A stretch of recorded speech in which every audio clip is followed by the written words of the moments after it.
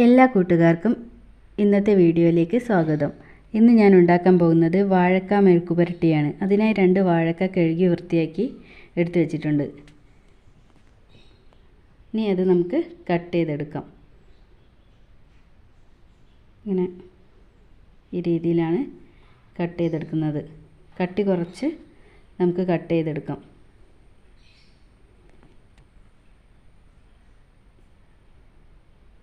ഇങ്ങനെ പീസാക്കിയിട്ട് ആണ് നമ്മൾ കട്ട് ചെയ്തെടുക്കുന്നത്. നന്നായിട്ട് കനം കുറച്ചിട്ട് കട്ട് ചെയ്തെടുക്കാം.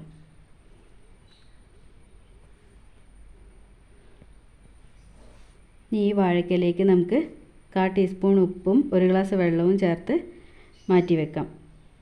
ഇത് വാഴക്ക കറുത്ത് പോവാതിരിക്കാനാണ് ഇങ്ങനെ ചെയ്യുന്നത്, ഈ കറേനെ കൊണ്ട്. അപ്പോഴേക്കും നമുക്ക് വറവിനായിട്ട് പച്ചമുളക്, ചെറിയുള്ളി ചെറുതായി അരിഞ്ഞത്, വെളുത്തുള്ളിയും കറിവേപ്പിലയും എടുത്ത് വെച്ചിട്ടുണ്ട്. ഇനി ഒരു അടുപ്പിൽ വെച്ച് അതിലേക്ക് പാത്രം ചൂടായി കഴിഞ്ഞാൽ 2 ടേബിൾ സ്പൂൺ എണ്ണയാണ് ഒഴിക്കുന്നത്.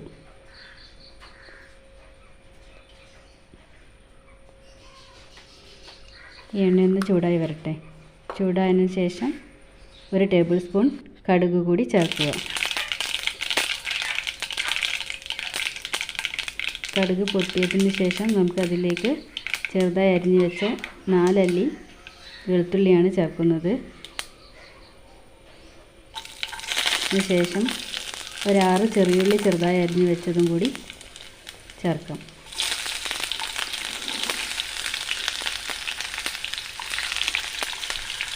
എന്നിട്ട് നന്നായിട്ട് ഇത് വഴറ്റി കൊടുക്കാം.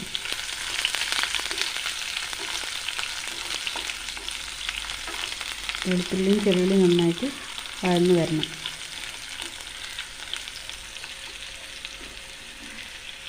തീ സിമ്മിലിട്ടിട്ട് വേണം ചെയ്യാൻ.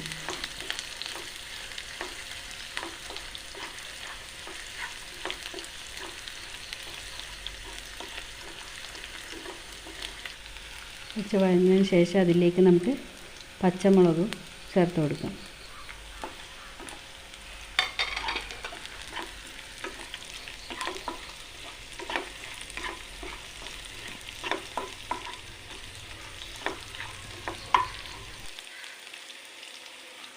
ഇത് നന്നായിട്ട് വഴന്നതിന് ശേഷം അതിലേക്ക് 1/4 ടീസ്പൂൺ മുളക് പൊടിയാണ് ചേർത്തത്. 1/4 ടീസ്പൂൺ തന്നെ മഞ്ഞൾപ്പൊടിയും ചേർക്കുക. 1/4 ടീസ്പൂൺ മല്ലിപ്പൊടിയും കൂടി ഇതിലേക്ക് ചേർക്കാം.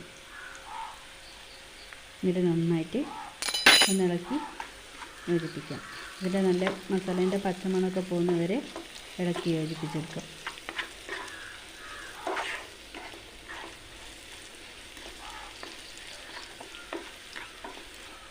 ഇതിലേക്ക് നമുക്ക് ആവശ്യത്തിന് കറിവേപ്പിലയും കൂടി ചേർക്കാം. ഇനി ഇതിലേക്ക് നമുക്ക് ഉപ്പ് വെള്ളത്തിലിട്ട് വെച്ച വാഴക്ക കൂടി ചേർക്കാം. അതിൻ്റെ വെള്ളം എടുക്കണ്ട, വാഴക്ക മാത്രം ഇതിലേക്ക് ചേർക്കാം. വെള്ളം നമുക്ക് ഒഴിവാക്കി കളയാം.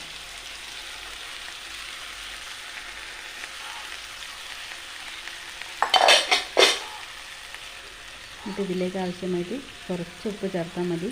ആദ്യം വാഴക്കയിലിട്ട ഉപ്പ് കുറച്ച് വാഴക്കയിൽ പിടിച്ച് നന്നായിട്ട് നമുക്ക് വഴറ്റി കൊടുക്കാം. നേരത്തെ നമ്മൾ ഉപ്പ് വെള്ളത്തിൽ ഇട്ട് വെച്ചതുകൊണ്ട് വാഴക്ക അതിൻ്റെ കറയൊന്നുമായിട്ട് കറുത്ത് പോയിട്ടില്ല. ഇനി ഇത് നമുക്ക് അടച്ച് വെച്ച് വേവിക്കാം. തീ സിമ്മിലിട്ടിട്ടാണ് വേവിക്കാൻ വെക്കുന്നത്. 5 മിനിറ്റ് കഴിഞ്ഞപ്പോൾ ഞാനൊന്ന് ഇത് തുറന്ന് നോക്കി. അപ്പോൾ ആളുകളിലൊക്കെ നന്നായിട്ടുണ്ടായിരുന്നു. അതിൽ കിടന്ന് വെന്തോന്ന് നോക്കിയപ്പോൾ വെന്തിട്ടില്ല. അപ്പം വീണ്ടും അടച്ച് വെച്ച് ഒന്നുകൂടി വേവിക്കാനായിട്ട് വെച്ചു. ഇത് ഏകദേശം ഒരു 10 മിനിറ്റ് ആയതിനു ശേഷം ഇത് വെന്തിട്ടുണ്ട്. വാഴക്ക ഈ ഒരു പരുവത്തിൽ ഇതിൻ്റെ തൊലീൻ്റെ മുകളിൽ നിന്ന് കായ ഇങ്ങനെ വിട്ട് വരുന്ന ഈ ഒരു പരുവം എങ്ങനെയായാൽ വെന്തിട്ടുണ്ട്. ഈ വാഴക്കപ്പരി എല്ലാവരും തീർച്ചയായിട്ടും ഉണ്ടാക്കി നോക്കണം. നല്ല ടേസ്റ്റാണ്. ചാനൽ ആദ്യമായിട്ട് കാണുന്നവരാണെങ്കിൽ ഒന്ന് സബ്സ്ക്രൈബ് ചെയ്യാനും ലൈക്ക് ചെയ്യാനും കമൻറ്റ് ചെയ്യാനും മറക്കല്ലേ.